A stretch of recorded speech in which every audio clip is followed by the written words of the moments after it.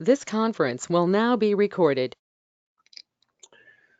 Welcome everybody to Novak's webinar series. Many of you may be familiar that Novak started a series last year. We did roughly a dozen, maybe 11, and it's been really successful. Not only have we had good participation amongst those who log in and participate live, we do post all of these on our website shortly after they happen, maybe a few days, maybe a week at the latest, but then they will be there for others to use. So we've been really delighted with the way the webinar series is going, and we know we have some great webinars coming up that we've already got laid out for at least the first part of this year. So if you find them informative, please jump in and be on them and participate and ask questions. We do feel like it's better when people participate live because we get the feedback immediately and we get to, all of our presenters are great, but we can't, none of our presenters can come up with every possible question. So it's good to have people engaged and involved. For tonight, we are doing access to safety training and how to know if your child is ready to ride an ATV. This is a topic we wanted to cover and we wanted to be able to post on our website to remain there for some time. We did an article last year, and Tom, who I'll introduce in a minute, helped us out with it.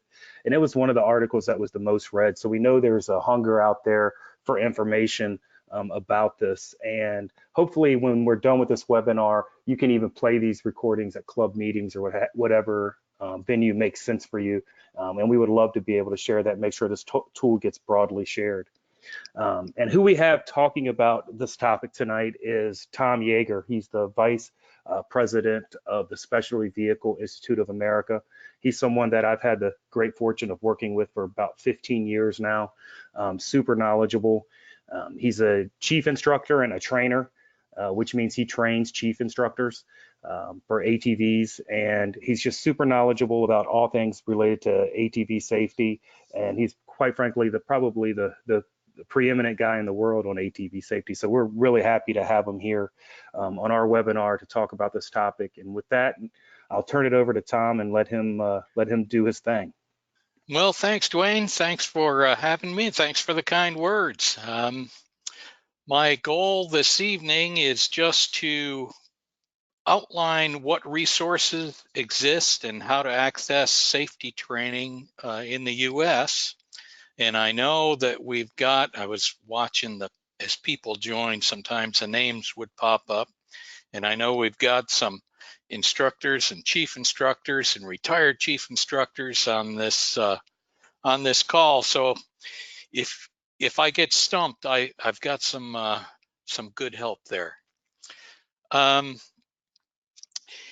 If you do have a question, as Dwayne indicated, go ahead and use the chat box, or unless Dwayne really wants to keep you muted, feel free to unmute yourself and ask the question. I don't mind at all. Sometimes it's better and easier to answer it in context than to wait till later. So with that, we will proceed. The SVIA is supported by ATV companies in the US, and these are probably a few names that will be familiar to you. Any company that is selling ATV product in the US is required to operate under an approved ATV action plan, and that is through the Consumer Product Safety Commission. An element of the action plan is to offer their customers free training with the purchase of the vehicle. So we do the fulfillment on behalf of our members for that free training program. And we also offer a contractual program for companies that are not members and may or may not have the wherewithal to attain SVIA membership. And that's through our participating company program. So what we're all about is we want to inspire rider awareness and develop that commitment to safety and respect for the riding environment. That's going to keep ATV riding sustainable for the long term. One of the best places to start these days is atvsafety.org website, and we'll switch over and take a look at that, and I'll show you where to find some of the information that we offer. We've got resources for parents. The focus of this presentation is on how parents know whether or not their kids are appropriate to be operating ATVs. This is just a screenshot of some of the information that's available on the website. Are they ready? There's a readiness checklist. We'll talk more about that. One size doesn't fit all. We can take a look at the various sizes and categories of ATVs, and then setting basic ground rules for kids operating. There are different categories of ATVs, and these are intended by the manufacturer to be appropriate for kids 6 and older, 10 and older, 12 and older, 14 and older, and then 16 and older is considered adult. Not only are they sized appropriately for a young operator, but they have safety features built into the vehicle that are required by the vehicle standard.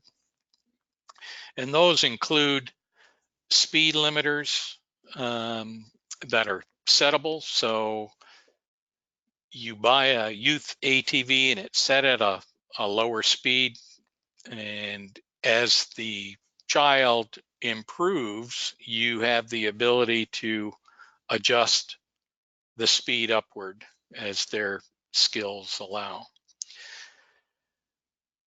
It's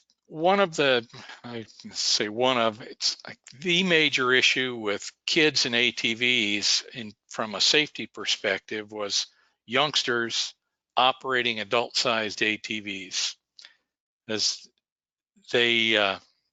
adult-sized ATVs don't have the safety features that are included for youth on them. They don't have speed limiters by and large.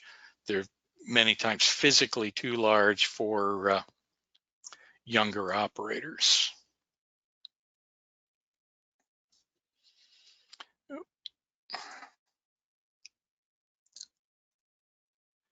So our ASI, or ATV Safety Institute training program, is available nationwide.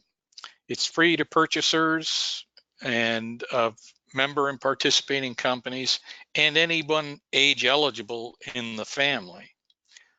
For those that are not eligible for free training, we charge a small tuition, and you can take it for a fee.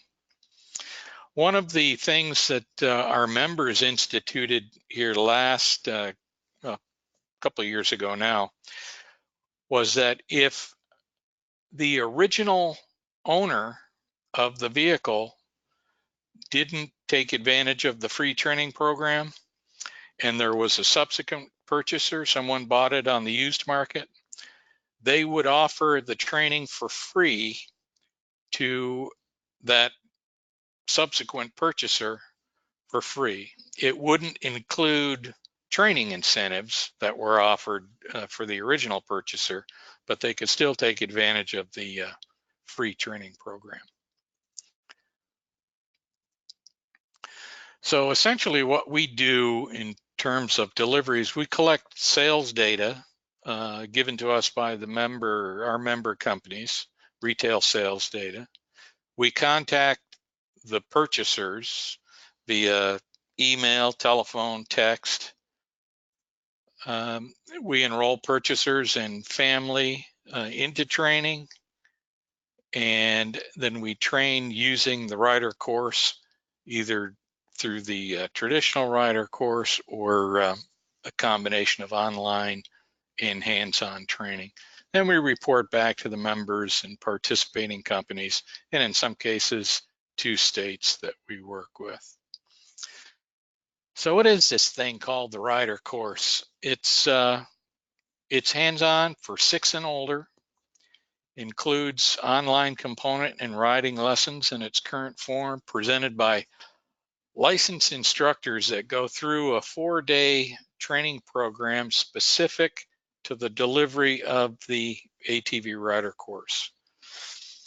And during that, there are exercises and lessons that are shown that develop basic skills as well as emergency stop swerves and riding over obstacles on hills.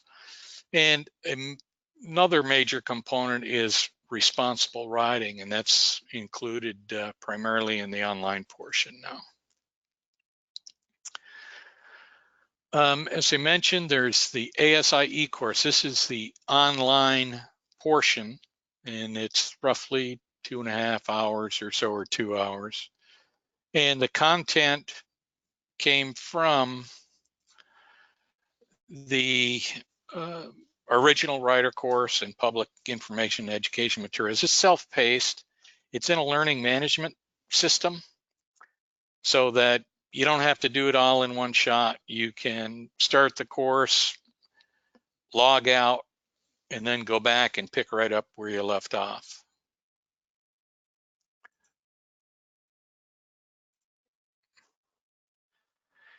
These are the courses that are currently offered, and one is this ATVE course. This is the course that you would take if you wanted to continue on and take the hands-on portion. There's another offering called Coaching Young Riders, and that is intended for a parent or caregiver that supervises kids that ride ATVs. It's not a learn to ride course, but it helps someone fulfill that supervisor role, because that's one of the things that we encourage, is that anyone under age 16 have adult supervision while they're operating ATVs.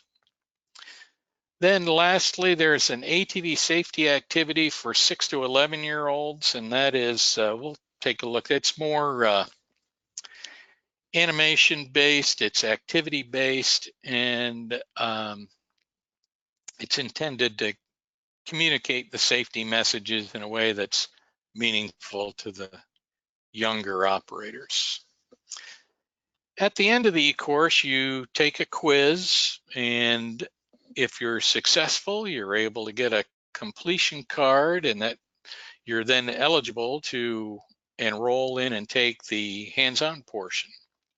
As I mentioned, it was created in a learning management system and enables you to step away from the course and pick it back up without missing a beat. So the online course, this is the, you can see the contents here. Starts with a welcome, covers risk awareness and risk management. Getting ready to ride, talks about protective gear, getting familiar with the ATV, what the controls are.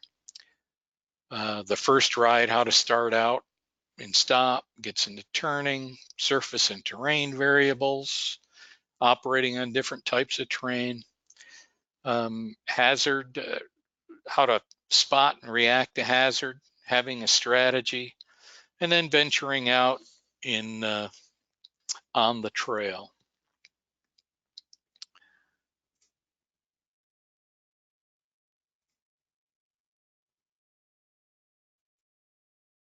Here we go. Our We do have a couple of states we work with that have state-specific information built in, and we try to do that so that customers or riders don't have to take a state offered program and then take our program. And we're trying to, certainly to the extent that we can, have it more convenient for people. Here's an example of where we included, for instance, for the state of Florida, where the Florida law requires that nobody under 16 operate without a helmet. So we include that state law information in the area where we're talking about safety apparel. Here's an example of talking about the various components in the law requiring a U.S. Forest Service approved spark arrestor. And then these state-specific questions would be included in the quiz so that we meet Florida's requirements with respect to that. There's also a national map. You can click on your state and it'll bring up ATV specific laws and regulations for that state. So once you're completed, you're able to get your completion certificate.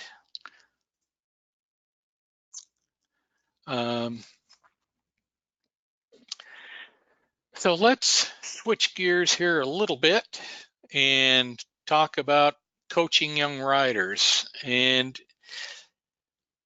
that segment, or the online portion talking about coaching young riders, includes a readiness checklist and information that's contained in our Parents, Youngsters, and All-Terrain Vehicles booklet. This is also available on the website, and we'll switch over to that in a bit, and I can show you exactly where to go to get it. This youth activity, again, it's activity-based for the younger operators. 6 to 11-year-old is the intended target audience. It doesn't qualify you to take hands-on training, but it's a fun activity that communicates safety messages. This is going to undergo revision this year because it incorporates flash technology, which is no longer going to be supported. Well, at least at the end of the year, or by the end of the year, it'll no longer be supported. So here's just a couple of examples where they match up safety gear to the activity. And it's not that dissimilar to some of the things that Novak does in terms of their activities for kids. And then once they go through the preliminary activity, they can sign up for a trail ride, and it points out various aspects, and then they're eligible for a little certificate of completion. So those are the online training offerings. And what are the advantages? You can see availability. It's available 24 hours a day, 7 days a week. It's convenient. The limitations are you can't develop physical riding skills in an online setting. That's something that requires you to actually have to go out and do it. And that's what the hands-on portion is for. And so we developed this, what we call the S course, and it's a skill development course to develop the physical skills of riding after you've completed the online portion. So the S course is taught by licensed instructors. As I mentioned, it's comprised of 12 lessons, takes about 2.5 hours. and it class sizes up to 8 individuals. Now, if you look at both the online component coupled with this S course, it gives you about a total of 4.5 hours, which is equal to the traditional rider course that we've delivered for many years. So the time investment in total is the same. The outcomes are the same as well. So how do you get to take one of these things? Well, you go to atvsafety.org, or you can call in toll free at 800-887-2887 to the call center, and they'll be able to enroll you.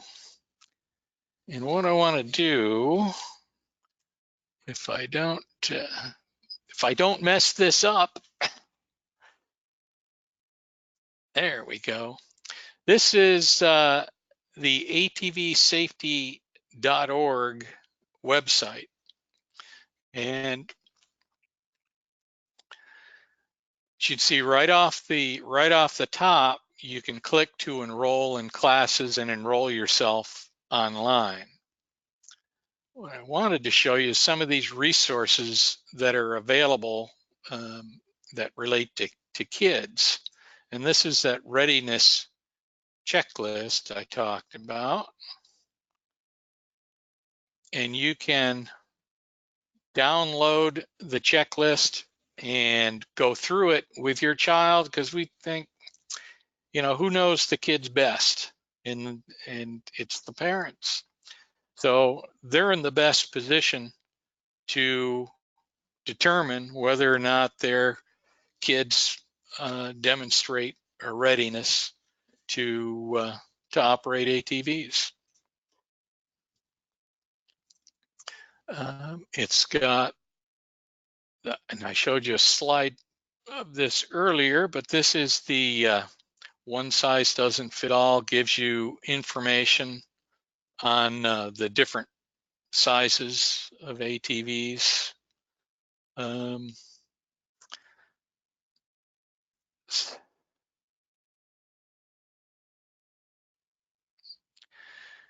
just like any activity, when you're working with kids, and if there's any of you are skiers out there, if you're teaching your kid to ski or snowboard, you don't take them out on double black diamonds first time out. It's well, you can, but you may not want to. Same with ATVs. You want to select an area where even if they don't follow your instructions necessarily, they're not going to be in a situation where they can get hurt or have difficulty. So going back to that supervisor's course, those are some of the things that are talked about there. If someone's going to, watch youngsters operating or teach youngsters to operate ATVs, how to select an appropriate area, what things to have in place, the gear to wear, and all that.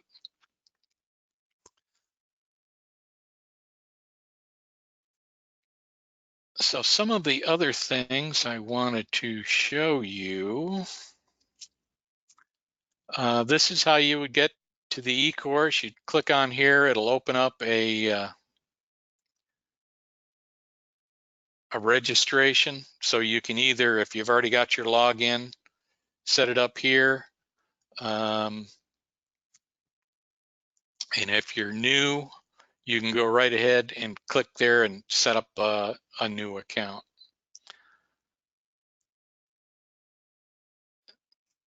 So let me go back here. Just wanted to show you some other things.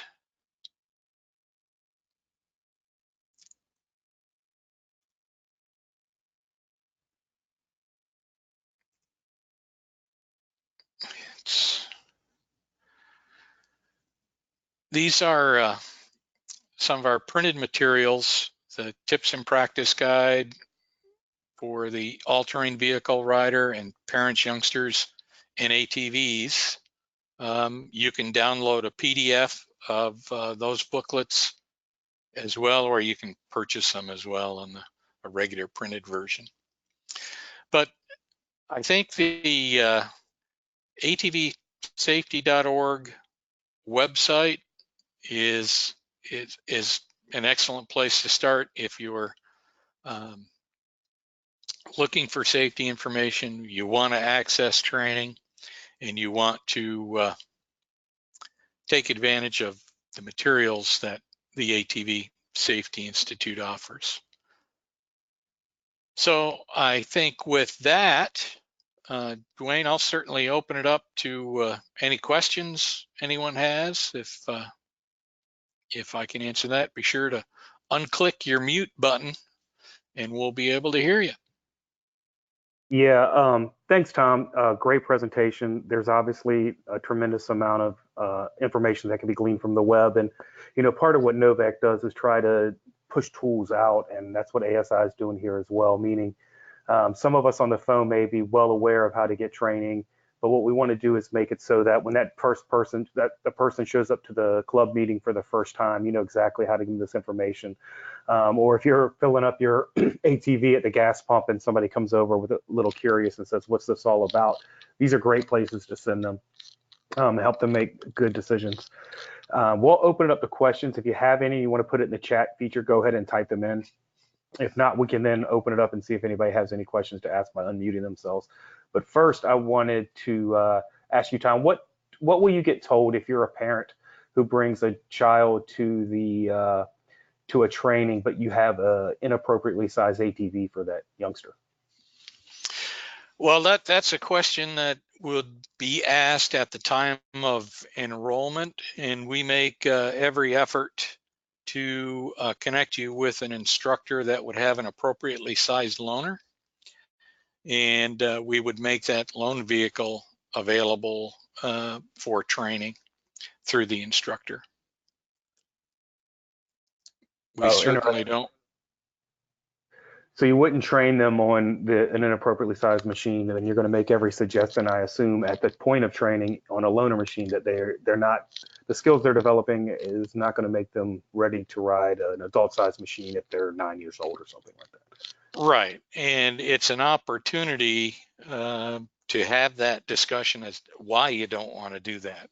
Because people will say, well, my kid's growing and he's big and they can handle it and they fit on the adult size ATV. So that's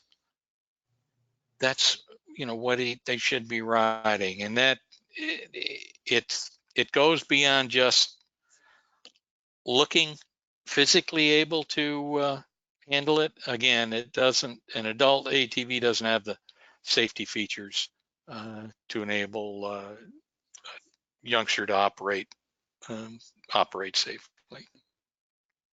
Yeah, and the readiness checklist you've mentioned several times, I'm sure that has other questions parents might want to ask themselves. Do you have any examples? Because like you said, a child might be 150 pounds and look ready to ride it, but that look ready doesn't mean that they are ready, at least mentally.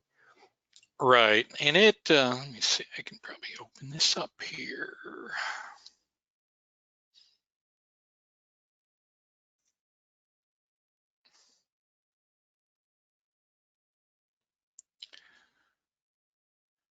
So in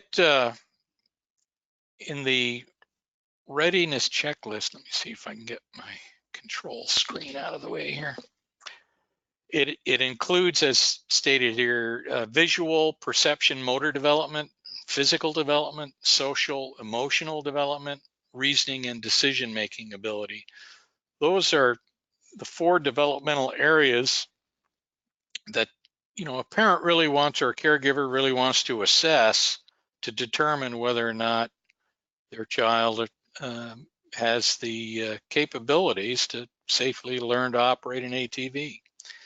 Just because they can get on and make it go, if they don't have the ability to make good decisions or have not demonstrated the ability to follow direction, then you're setting them up for trouble. So again, they need to be capable in all these 4 areas before you put them out there on an ATV. Yeah, thank you. And just want to note that we have a comment from Christopher Johnson who says, just wanted to say that the ATV readiness checklist is a great resource with specific criteria for parents to consider.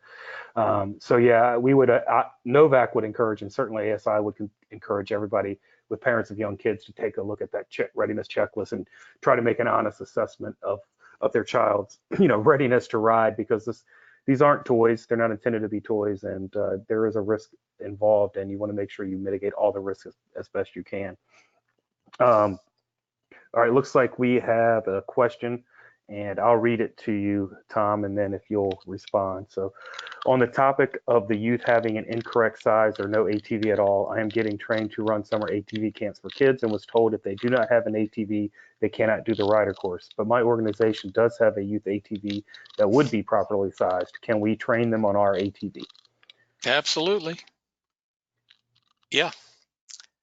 With concurrence from the parents, of course.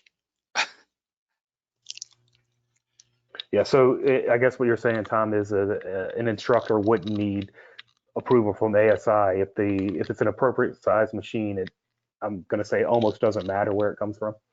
That's correct. Yeah, the thing that we require our instructors to do is ensure that the rider matches the vehicle, and whether it's owned, loaned, borrowed, I dare say stolen. But yeah, we don't care where it comes from. The important thing from a safety perspective is to ensure the rider matches the vehicle.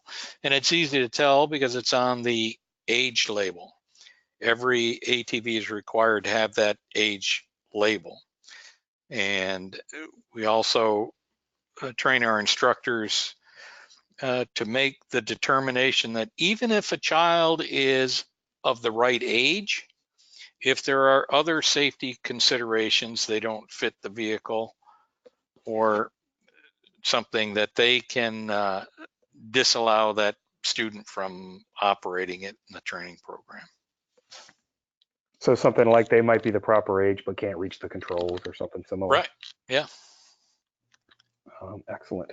All right, looks like Christopher Johnson has another comment. It's in New Mexico, we require a parent to remain on site at all times, and I point out skills that the kids are lacking. That will require further coaching. I've never had a parent disagree when these items were identified. Yeah, that's interesting. And Tom, obviously you have a lot of experience yourself and in dealing with other instructors. What do you see parents in effect questioning the training, or do most of them kind of just understand that they're being trained by the experts and let it go? By and large, parents, they kind of fall into 2 categories. There's those parents that, are of the mindset, my kid can do it, and they, and it's, then there's others that are very open and listen and accept and recognize the training that's happening. So it's preferable for the parent to stay and be there for the training. It's not always, I mean, some, these are not motorized babysitters. So to the extent that once you have the parents there, you can target your instruction at both the youngster and the parent. So you've got those opportunities to engage with them, and that's certainly preferable. And that brings up another question, and we'll wrap up here quickly. But if somebody, say a mother, brings her son and his friend, what would it require for the training to happen for both of the young kids? Meaning, would there have to be a waiver signed, or how do you arrange for something like that? Yeah, and there's a Well, for the younger for 6 to 11-year-olds, we require parental attendance. But for the 12 to 15-year-olds, it's preferred, but it's not required. As part of the enrollment process ahead of time, if there's going to be a youth there without their parent, we need the parent permission ahead of time. So that's sent to the student when they enroll, or to the parent if they enroll their kids. The other thing we offer is called a group or family class, where normally we separate out 6 to 11-year-olds and 12 to 15-year-olds in a special youth class.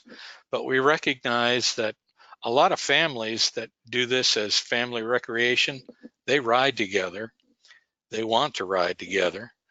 So why not train together? So we have what we call a family class, and that's where a family or a group of families can get together and train as a group, and where we mix adults and kids.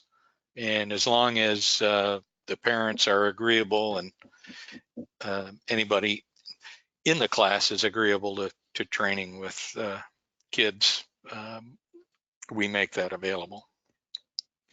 Awesome. And Christopher Johnson again comments that family classes are wonderful. Kids see their parents learning, and what could be better than that? Yeah, that does sound great to me. So I have one more question for you, Tom. So if there are others on the phone who would like to ask a question now's the time to type it into the chat feature. But I'm sure you get this question a lot. I'm sure there's probably not a great answer, but we get asked it as well. And that's, what if we have a motivated ATV enthusiast who really wants to get training for himself, herself, or their children, but they get the age-old problem of there isn't one near them? Do you have any advice? We'll work with you. We have instructors that are willing to travel if they are going to.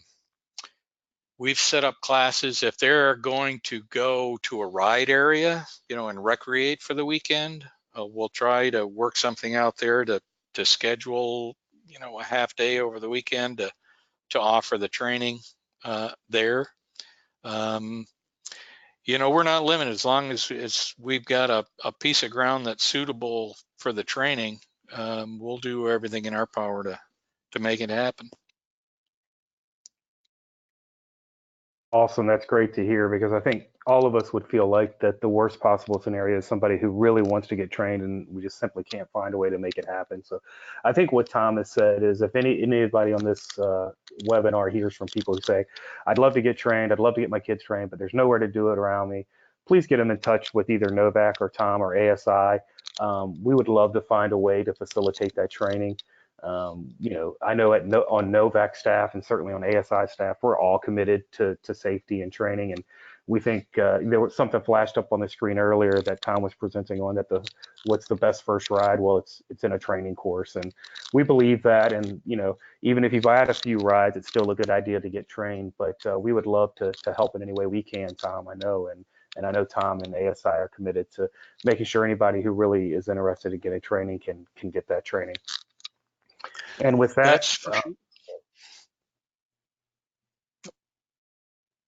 sorry, Tom. With that, I think we can conclude. And I just want to really personally thank Tom for doing this. That in itself shows his commitment to safety, to come on here, basically after work hours for him and make this presentation. And we're delighted that we're able to get this information, and we're going to have this posted to our website, and we may even post it to our safety page so that anybody can view it without even going through a login, because this information is really important. We really want somebody who, particularly if you're a very novice rider, to be able to come to the Novak website or the ASI website and really just sail right through and get this training lined up. So thanks a lot, Tom. It's very important. And as ever, you did a great job, and we're proud of you. Would also just conclude by saying everyone will likely see the announcement for our next webinar in February tomorrow. It's going to be February 11th, and we're going to have a retired Forest Service person and one of my favorite people, Tom Crimmins, is going to talk about how to develop positive relationships with land managers that produce results.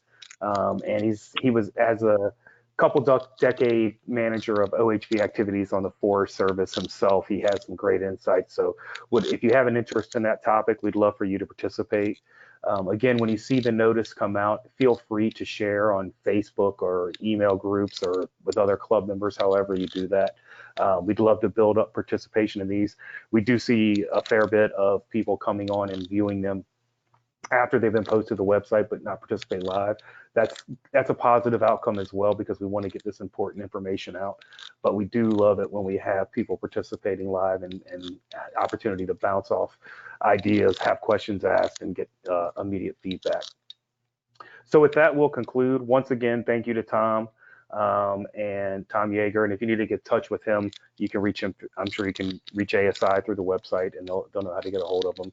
If you need to reach out to NOHVCC, Novak staff at any point, you can reach us at our email address, which is trailhead@nohvcc.org.